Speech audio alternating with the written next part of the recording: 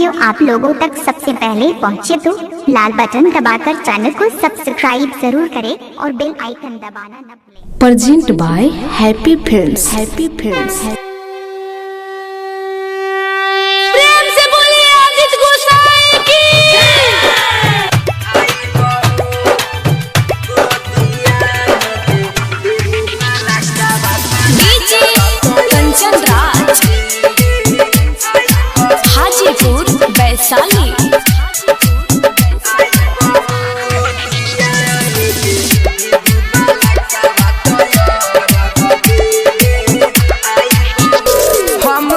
छठ के बरतिया उठाई बहू अपना आंगन में कोसी भरावाई बहू अपना आंगन में कोसी भरावाई बहू।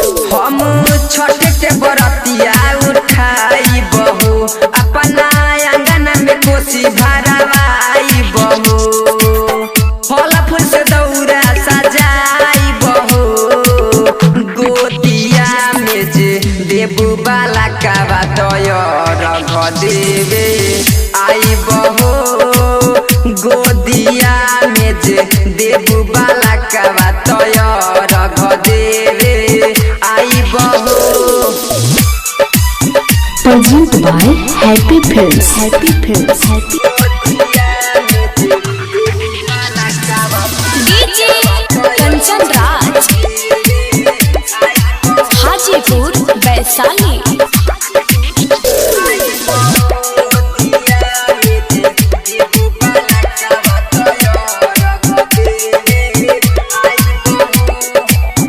मारे लताना हमर बड़ा की जेठानी दुख अपन छठी माई तोह से कहतानी।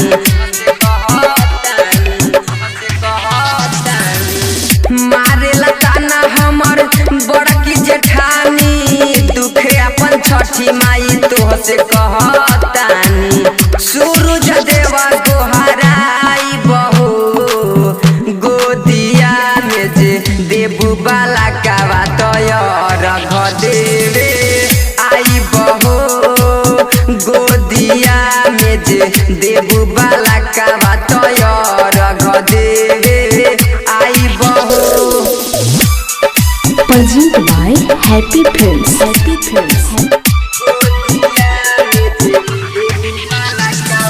डीजे कंचन राज हाजीपुर वैशाली।